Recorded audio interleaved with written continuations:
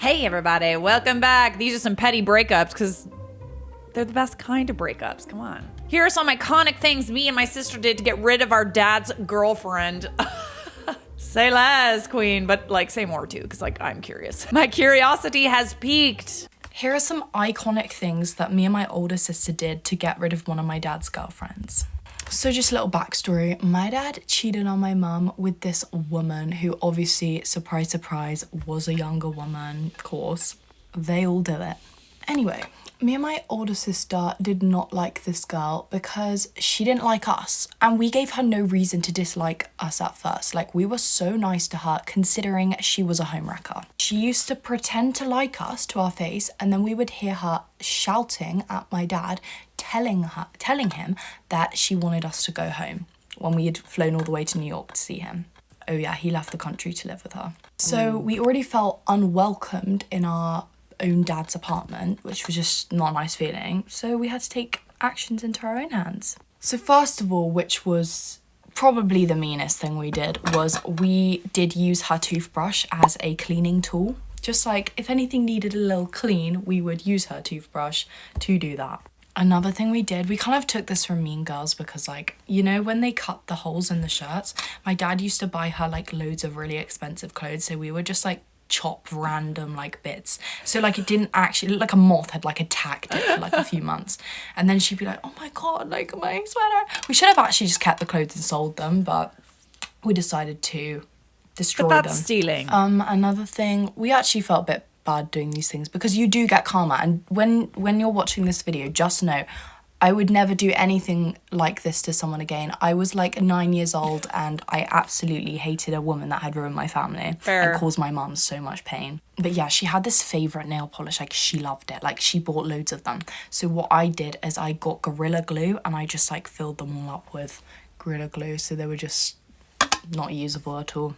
You know, I'm all for a little petty revenge, but like, I'm glad that you said that you were 9 years old because, you know, if I was 9 years old and my dad cheated on my mom and the new woman was like awful, I'd probably want to do something too. But nowadays, I don't know. You took it to the extreme, but clearly it worked.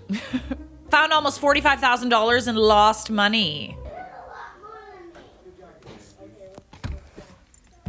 What? Oh. I found the money. Oh. Biggest backstory ever. My parents separated when I was 19. My mom went through a hard time and they separated. The judge awarded my dad the house along with the children so that he could take care of us. He had a stable job. My mom had no job. She was completely unstable at the time. So she left. The whole time she was trying to get back into the house, right? Now, before she left, she drained the joint bank account. And my dad kept saying, where's the money? Where's the money? She's like, I spent it. I'm manic. I spent it. The house has to be sold, right?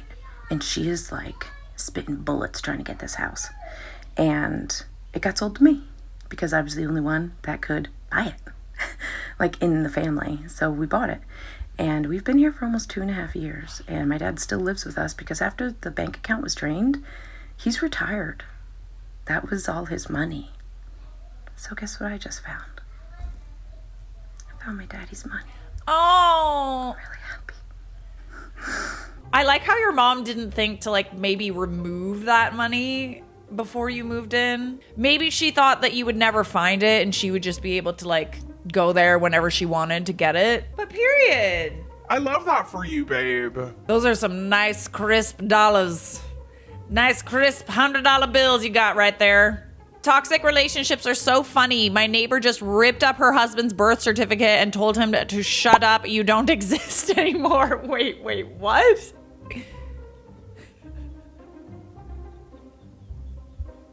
Look at him gazing out the window. Wow, that is next level petty. I have to say, ripping up a birth certificate and then telling someone that they don't exist is like unbelievably toxic. Unbelievably. But like that hits different, you know? Like, damn. I wish I was that creative. This will forever be legendary. A Cairns mother has been forced to block dozens of calls after her ex-partner allegedly took her phone number and plastered it on poles here around the CBD.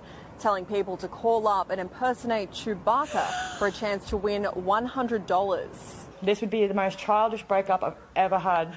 Like, all he had to do was be mature and go, I don't love you anymore, I want to move on. The calls have been waking her and her 3 young children up at odd hours in the evening, and they're yet to stop.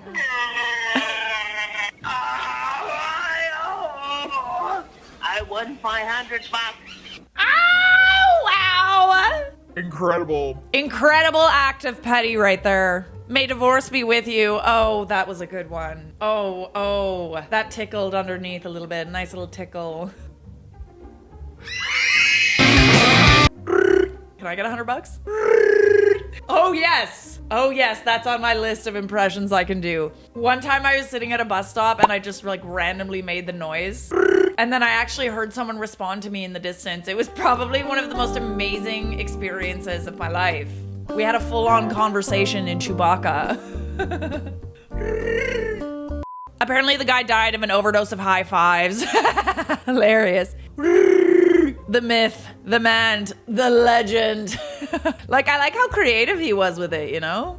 How do you not laugh hysterically when you pick up and just hear... Like, she's just like, I just get woken up at all hours of the night and my children aren't sleeping properly and this is so childish. buddy, this is actually the most hilarious thing that's ever happened to you. How are you not enjoying this? I can't wait till my next breakup. Inspirational. Goody, goody. Oh, Misha. I love it when you grace my screen. One thing about me is I'm the kind of friend who will drop whatever I'm doing if you need me. That's what's Today I up. was in the middle of a yoga class when my watch went off with a text message from my friend saying, SOS, I just got dumped. The way I just immediately rolled up my mat and just walked out like, namaste, namaste. Namaste. I drive over to her house and she tells me this story. Her boyfriend of 7 years left for work today as if everything were normal. And then she decided last minute to work from home today because she's having bad period cramps. And like an hour later, her boyfriend walks through the front door, not expecting her to be there, with another girl. So Bestie was like, why aren't you at work and who is this? He said that he wasn't expecting her to be home, that he was there to pack up his and leave, and that he had been seeing this girl for the past 9 months. I was like, bitch. Text him that he forgot his PlayStation and get him on FaceTime. So he answers and I was like, are you kidding me? You were just gonna like leave behind her back like a little... He said, Misha, honestly, mind your own business. I can't help that I'm not attracted to her anymore. I mean, she has a belly and wrinkles, bro. I said she has wrinkles around her eyes from squinting at your ugly ass. And then the new girlfriend jumped on camera and said, hate all you want, but he's mine now. I said, oh, you are a jump scare. I said, bro, you and your new girlfriend look like the poster for Taken 4. Go ahead and keep her. They hung up, but me and Bestie ate a pint of Ben & Jerry's and then deleted all of the data from his PlayStation. Oh, that was a good one, Misha. Slay. Another day, another slay. What do I always say to you guys? Bagging a cheater is not a flex. You lost the game. It's not a game either. But if it was a game, you would have lost.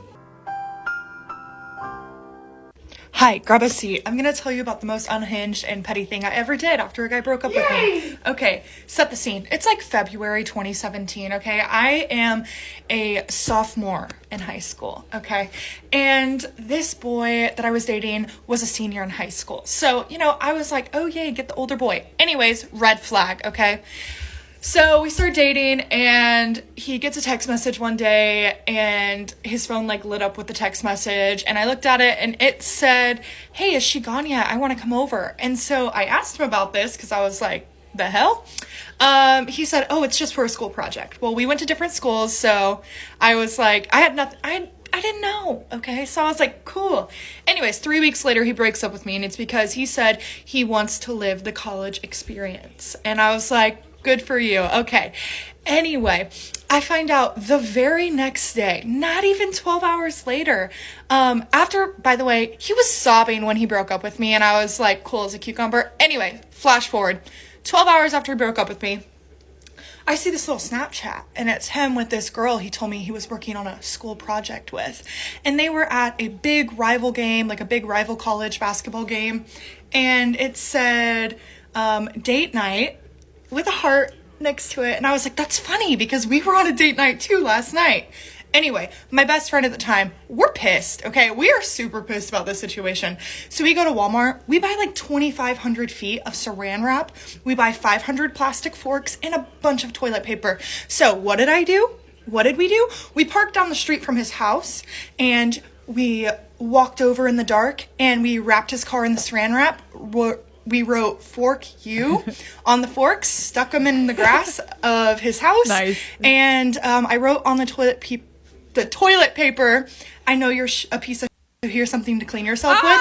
And I stuck it on the antenna of his car. Dang. Now, his mom finds out that it was me, okay? And I find this out from his little brother, who is in the same grade as me.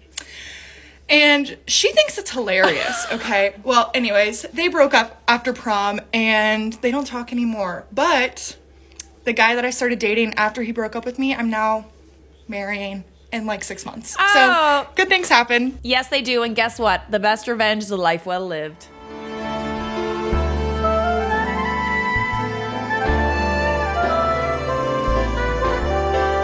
I like that his mom loved it, you know? That's how you know you did something right. Here's the college experience for ya. My ex and I broke up but still have to live together. Uh-oh.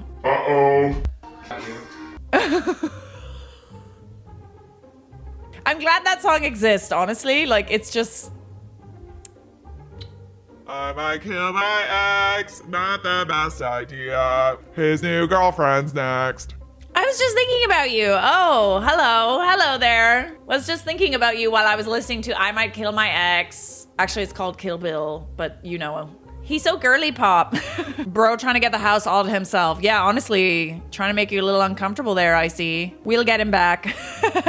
Okay, but it's kind of funny. I do this too. I agree. I think it's a little silly. I don't think I'm concerned about that guy killing you, to be honest. He doesn't have it in him. There isn't a rule that says you have to use your email for mailing lists. Yeah, you can just put any old email. Yeah, I heard this a couple years ago. This was not my idea, but I definitely, maybe allegedly take advantage of it. And it's not super petty. It's not really that big of a deal, but it is just a little annoying thing. It is. Yeah. That's where I shine. I've heard this so many times, and I love that people take advantage of it because it's like, it doesn't hurt anyone. It's definitely annoying. You know, as someone who literally just had to unsubscribe from like 900 different mailing lists to get rid of that like 1,000 email redness going on my inbox, I took the time. I was like, Absolutely not. I am not getting one more marketing email. I hate how they like just like assume that you want them. Like, no, I didn't give my permission. Why is this here? But to do it to another person, it's subtle. It's something little. And it would be even funnier if it was for a website for like, I don't know, pinkcherry.com. Do you know what that is? Christian Mingles. Seeking arrangements, perhaps. You gotta get creative with it, you know? Viagra.com. You know you won when they get into a relationship right after y'all break up.